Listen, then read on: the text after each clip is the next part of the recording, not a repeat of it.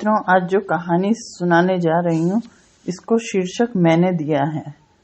शीर्षक है तू करे तो रासलीला, मैं करूँ तो डैश डैश डैश। सुबह के समय बेड पर सोया 21 वर्षीय विश्वास उठकर कमरे के बाहर निकल किचन की ओर आने लगा। किचन में 47 साल की मम्मी कोमल गैस चूल्हे पर पराठे बना रही थी। विश्वास ने किचन में आकर कप लिया और चाय के पतीले से कप में चाय डालने लगा। कोमल ने सिर हिलाते हुए मुस्कुराकर कहा, मुंह तो धोले पगले, इतना बड़ा हो गया है लेकिन अभी तक अक्ल नहीं आई। विश्वास ने लापरवाही से कहा, क्या फर्क पड़ता है, रहना तो घर में ही है। उफ, पता नहीं क्या होगा इस लड़के का, कहते हुए कोमल ने मुंह बनाया। विश्वास ने चाय का घूंट पीते हुए कहा, क्या होगा, तुम कुछ करने कहाँ देती हो।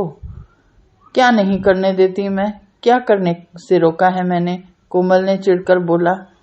विश्वास ने उखड़कर कहा, अब रहने भी दो मम्मी, सुबह सुबह दिमाग खराब मत करो मेरा। इस बार कोमल ने मुस्कुराकर कहा, पर बताओ तो, मन की बात मन में नहीं रखनी चाहिए। विश्वास ने बिफरते हुए चाय का प्याला रखकर कहा, तुम मन का कुछ करने भी कहाँ देती हो। 10 मिनट के लिए घर से बाहर जाओ तो तुम्हें बताकर जाओ, 5 मिनट देर हो जाए तो फोन पर फोन। आखिर मैं तंग आकर मोबाइल स्विच ऑफ कर देता हूँ। कोमल बेलन रखकर गैस बंद करते हुए बोली, ओहो, तो कौन सा गुनाह करती हूँ, बस यही तो पूछती हूँ, कहाँ जा रहे हो, किसके साथ जा रहे हो, कब आओगे, और देर होने पर सबको चिंता होती है। माँ हूं मैं तुम्हारी, चिंता तो होगी ही ना। विश्वास क्रोधित होते हुए कोमल पर झल्लाते हुए चिल्ला चिल्ला कर बोलना, क्यों करती हो मेरी चिंता, मैं मर थोड़े ही रहा हूँ। तुम्हारी इस चिंता के कारण मेरा दम घुटता है, सब मजाक उड़ाते हैं मेरा। मुझे तो मेरे हिसाब से जीने दिया करो। जब देखो मैं माँ हूँ, माँ की चिंता, माँ की ममता, माँ का प्यार, मैं अपना ध्यान खुद रख सकता हूँ माँ, मुझे अब तुम्हारी जरूरत नहीं है, मुझे मेरी जिंदगी मेरे हिसाब से जीने दो। कोमल का मुंह उतर गया और आंखों में नमी आ गई। कोमल ने गैस चूल्हे की ओर मुड़कर गैस चालू करते हुए रोटी बेलना शुरू किया। आई एम सॉरी, अब कुछ नहीं पूछूंगी, कभी फोन भी नहीं करूंगी, तुम्हें जहां जाना है चले जाना। विश्वास मुंह फेरकर कोमल की बातें अनसुनी करके अपने कमरे में चला गया। कोमल दुखी मन से खाना बनाने के बाद नहाकर तैयार होकर विश्वास के कमरे में आकर बोली, तुम्हारे लिए नाश्ता और दोपहर का खाना बना दिया है, टाइम से खा लेना, मैं जॉब पर जा रही हूँ।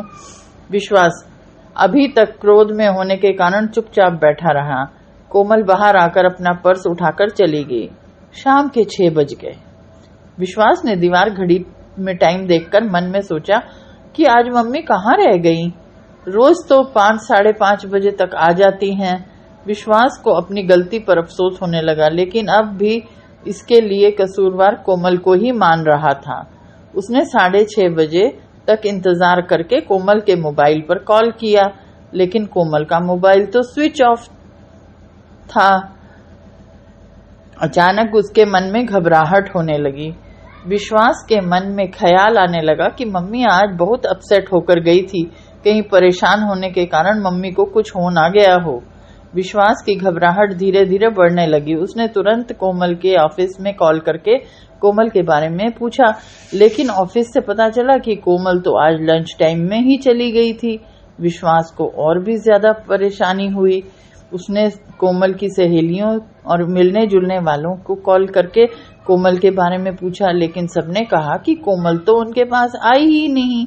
अंधेरा होने पर विश्वास खुद जहां जहां कोमल को ढूंढने जा सकता था गया, लेकिन कोमल के नहीं मिलने पर निराश होकर दुखी मन से घर वापस आकर बैठ गया। रात के 10 बजे घर के बाहर एक ऑटो आकर रुका। विश्वास दौड़कर दरवाजे के पास आया। कोमल ऑटो वाले को पैसे देकर मुस्कुराती हुई अंदर आई। विश्वास ने आश्चर्य से पूछा, कहाँ रह गई थी आप, मोबाइल भी बंद है। कोमल ने लापरवाही से कहा, अरे कहीं नहीं, एक पुरानी सहेली मिल गई थी तो उसके साथ घूमने चली गई। विश्वास ने आश्चर्यचकित होकर कहा, लेकिन कम से कम बताना तो चाहिए, कहाँ हो, किसके साथ हो, कब आओगी और मोबाइल को क्या हुआ? क्यों, मैं कोई छोटी बच्ची हूँ जो हर बात तुम्हें बताऊं? पुरानी सहेली से बहुत टाइम बाद मिली, ढेरों बातें हुई, कोई बार बार कॉल करके डिस्टर्ब ना करे इसलिए मोबाइल स्विच ऑफ करके रख दिया। कोमल ने सहज भाव से उत्तर दिया। विश्वास क्रोधित होकर बोला, आपका सही है, मैं यहाँ परेशान होकर कभी किसी को कॉल कर रहा हूँ, कभी किसी का फोन आ जाता है पूछने के लिए, पागलों की तरह ढूंढता फिर रहा हूँ और तुम कह रही हो कि मैं कोई छोटी बच्ची हूँ। कोमल ने मुस्कुराकर कहा, मैं भी तो तुम्हारे मोबाइल बंद करने पर ऐसे ही परेशान होती हूँ। तुम तो मुझसे दूर जाना चाहते हो ना, फिर मेरा ख्याल कौन रखेगा? तुम्हारे सिवा और कौन है मेरा ख्याल रखने वाला?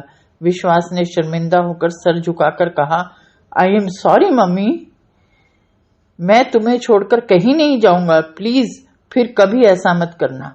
विश्वास की आंखों से छलकते आंसुओं को देखकर कोमल की आंखों में भी अश्रुधारा बहने लगी और उसने अपने आंसू पोंछते हुए विश्वास को गले से लगा लिया। तो मित्रों, ये कहानी कैसी लगी आपको? इंग्लिश में शायद टिट फॉर टैट कहते हैं और मैंने इसका दूसरा ही नाम दिया है, पर आप अवश्य कमेंट में लिखें कि आपको ये कहानी कैसी लगी।